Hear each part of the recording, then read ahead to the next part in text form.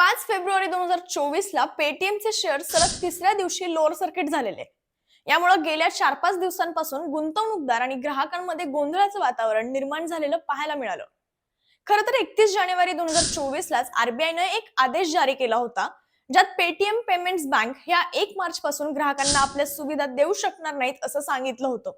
आता हे पेटीएम प्रकरण नेमकं काय आहे? म्हणजेच पेटीएमला सलग 3 दिवस लोअर सर्किट का लागलं? 4 दिवसांनंतर पेटीएमच्या शेअर्सची स्थिती काय आहे? नकारात्मक बातम्यांच्या जमान्यात पेटीएम कंपनीच्या कर्मचाऱ्यांमध्ये कसं वातावरण आहे? यासोबतच पेटीएमचे संस्थापक विजय शेखर शर्मा यांनी या सगळ्या प्रकरणाबाबत नेमकं काय सांगितलंय आणि आता पेटीएमचा पुढचा मार्ग काय असणार आहे हेच आपण या व्हिडिओमधून जाणून घेणार आहोत. नमस्कार, मी शीतल मोरे विषय एकामध्ये तुमचं स्वागत करते. खरं तर मागच्या वीकेंडलाच एक बातमी आलेली की ईडी कडून पेटीएम प्रकरणात मनी लॉन्ड्रिंगच्या दृष्टिकोनातून सुद्धा तपास सुरू आहे. मात्र पेटीएमचे संस्थापक विजय शेखर शर्मा यांनी याबाबत बोलताना मनी लॉन्ड्रिंगची शक्यता ही फेटाळून लावली. त्यांनी सांगितलं की संपूर्ण प्रकरण लक्षात घेऊन अधिकाऱ्यांकडून काही व्यापाऱ्यांबद्दल म्हणजेच दुकानदार किंवा वापरकर्त्यांची चौकशी सुरू आहे. त्यांना आमच्या बाजूने सहकार्य सुद्धा करण्यात येत आहे. पण मला सांगायचं आहे की पेटीएमचा मनी लॉन्ड्रिंगशी कोणत्याही प्रकारे संबंध नाहीये. आम्ही नेहमीच भारतीय नियमांचं पालन करत आलोय आणि यापुढेही करत राहील. आणि यापुढे जे काही नियामक आदेश येतील त्यांचंही गांभीर्यानं पालन केलं जाईल. पण विजय शेखर शर्मा यांचा हा दिलासा गुंतवणूकदारांचा विश्वास टिकवण्यासाठी मात्र कामी आला नाहीये. आणि पेटीएमचे शेअर्स पुन्हा 10% घसरले. त्यातल्या त्यात चांगली गोष्ट म्हणजे सेबीनं पेटीएमचा व्याजदर हा 120% 10% आणला. एकूण 3 ट्रेडिंग सीझन मध्ये पेटीएमचे शेअर्स एकूण 42.5% घसरले. 5 फेब्रुवारीला कंपनीचे शेअर्स हे 438 रुपये 50 पैशांच्या पातळीवर बंद झाले. आयपीओ आल्यापासून पेटीएमच्या शेअर्स मध्ये प्रथमच लोअर रेकॉर्ड झालाय. या विक्रीमुळे गुंतवणूकदारांचं 3 ट्रेडिंग सत्रात तब्बल 20,500 कोटी रुपयांचं नुकसान झालंय. या रकमेत नव्या कोऱ्यात 150 वंदे भारत ट्रेन खरेदी करता येतील. आता अनेक ग्राहकांमध्ये संभ्रम आहे की पेटीएम बंद होणार आहे का किंवा कोणतं फीचर नेमकं बंद होणार आहे. पण हे सगळं जाणून घेण्यासाठी आपण सर्वात आधी पेटीएमच्या बिझनेस बद्दल जाणून घ्यायला हवं. पेटीएमच्या मूळ कंपनीचं नाव आहे 197 कम्युनिकेशन, जी वेगवेगळ्या प्रकारच्या सुविधा देते, ज्यात payment gateway, payment wallet, ticket booking, bill payment, payment bank, sound box, विमा, आर्थिक सेवा आणि ब्रोकर सेवा यांसारख्या विविध प्रकारच्या सेवा प्रदान केल्या जातात. या सेवांमध्ये पेमेंट बँक्स देखील समाविष्ट आहेत, ज्या आता बंद होणार आहेत. आता पेमेंट्स बँक म्हणजे काय ते जाणून घेऊया. पेमेंट्स बँक या देखील इतर बँकांसारखेच असतात, पण त्यांचं कामकाज हे अगदी कमी प्रमाणात असतं. सोप्या शब्दात सांगायचं तर पेमेंट बँक्स या बँकिंग ऑपरेशन्स पाहू शकतात, मात्र ते क्रेडिट कार्ड देऊ शकत नाही किंवा कर्ज देखील देऊ शकत नाही. पेमेंट बँक्स डिमांड डिपॉझिट स्वीकारू शकतं, रेमिटन्स सेवा देऊ शकतं, मोबाईल पेमेंट, ट्रान्सफर, परचेस यासोबतच ATM, debit card, net banking, fund transfer सारख्या सुविधा देखील पेमेंट बँक्स प्रदान करू शकतात. पेटीएम पेमेंट्स बँक सुद्धा याच सर्व सुविधा ग्राहकांना देत होत्या. आता आरबीआयच्या निर्बंधानंतर पेटीएम पेमेंट्स बँकेच्या या सर्व सुविधा फक्त 29 फेब्रुवारी पर्यंत लागू राहणार आहेत. 1 मार्च पासून या सर्व सुविधा बंद होतील. म्हणजे पेमेंट बँकशी संबंधित जे काही व्यवहार होतील फक्त त्यावरच आरबीआयचे आदेश लागू होणार आहेत.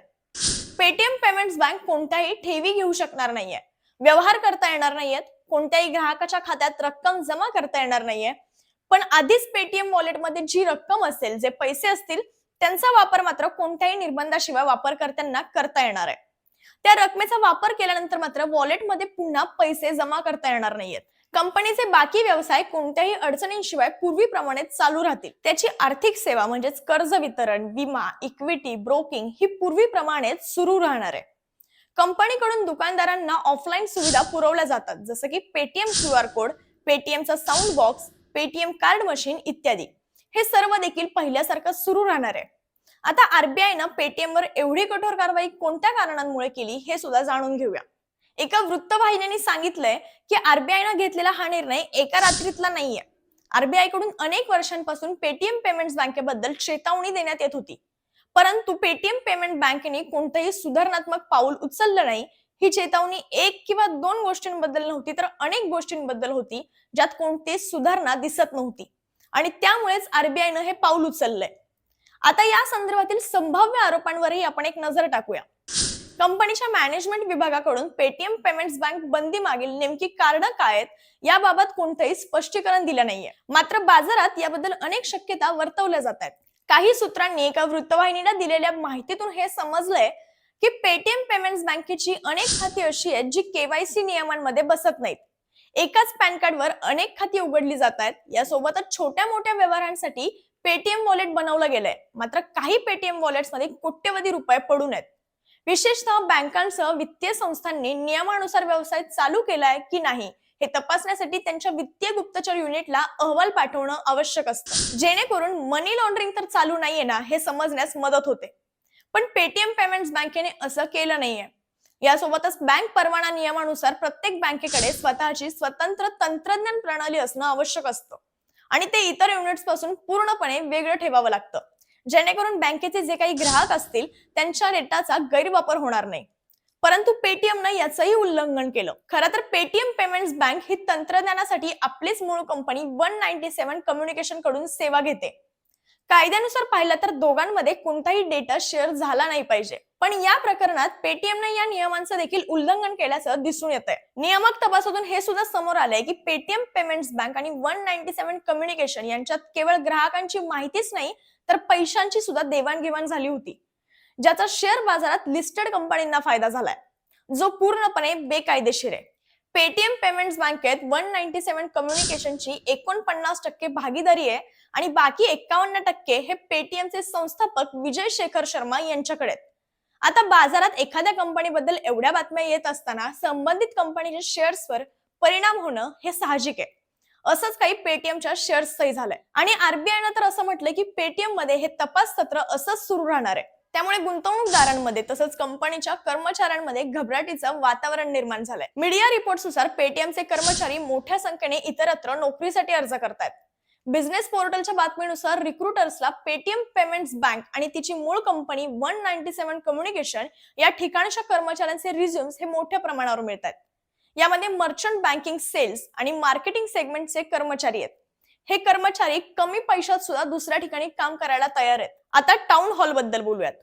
3 फेब्रुवारीला टाउन हॉलमध्ये विजय शेखर शर्मा यांनी नेमकं काय म्हटलंय तर पेटीएमच्या संस्थापकांनी 3 फेब्रुवारीला टाउन हॉलमध्ये कर्मचाऱ्यांशी बोलून घाबरण्याची गरज नाही असं सांगून कंपनीच्या भविष्याबाबत त्यांच्या मनात असलेल्या सर्व शंका दूर करण्याचा प्रयत्न करण्यास सांगितलं. या मीटिंगमध्ये असणाऱ्या अधिकाऱ्यांनी सांगितलं की बाजारात ज्या काही चर्चा सुरू आहेत या मुद्द्यांवर स्पष्टीकरण देण्यासाठी ही बैठक आयोजित करण्यात आलेली. या बैठकीत सहभागी झालेल्या कंपनीच्या एका अधिकाऱ्यांनी सांगितलंय की विजय शेखर शर्मा यांच्या मते आरबीआयच्या या निर्णयामुळे कंपनीला तब्बल 300 ते 500 कोटी रुपयांचं नुकसान होणार आहे. टीमने हे सुद्धा सांगितलंय की ते आपल्या पेमेंट बँकेचे पेमेंट आणि सेटलमेंट व्यवसायांना वेगवेगळ्या बँकांना विकण्याच्या तयारीत आहेत. माहितीनुसार पेटीएम या कामासाठी 3 बँकांशी बोलणी देखील करते, ज्यांना कंपनी आपला पेमेंट आणि सेटलमेंट व्यवसाय विकू शकते. या बँकांच्या लिस्टमध्ये एचडीएफसी बँक, ऍक्सिस बँक आणि येस बँक या बँकांची नावं आहेत. सूत्रांनी असंही सांगितले की पेमेंट बँकेच्या खातेदारांना इतर बँकांमध्ये हस्तांतरित करण्यासाठी स्वतंत्र तंत्रज्ञान तयार करावं लागणार आहे. यासाठी आरबीआयची परवानगी घ्यावी लागणार आहे. जोपर्यंत आरबीआयची परवानगी मिळत नाही तोपर्यंत पेटीएम पेमेंट बँकेचं खातं हे हस्तांतरण करण्याचं काम पुढे जाऊ शकणार नाही. यापूर्वी येस बँक आणि फोनपेच्या बाबतीतही असंच घडलं होतं.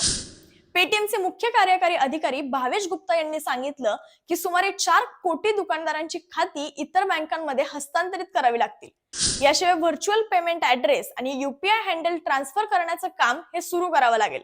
यासाठी सुद्धा हीच पद्धत अवलंबली जाऊ शकते. दुसरीकडे अनेक गुंतवणूकदार पेटीएम वॉलेट व्यवसायात देखील स्वारस्य दाखवत आहेत. यामध्ये एचडीएफसी बँक आणि जिओ फायनान्शियलची नावं ही आघाडीवर आहेत. या बातमीनंतर जिओ फायनान्शियल सर्व्हिसेसच्या शेअर्समध्ये 5 फेब्रुवारीला 14% उसळी पाहायला मिळालेली.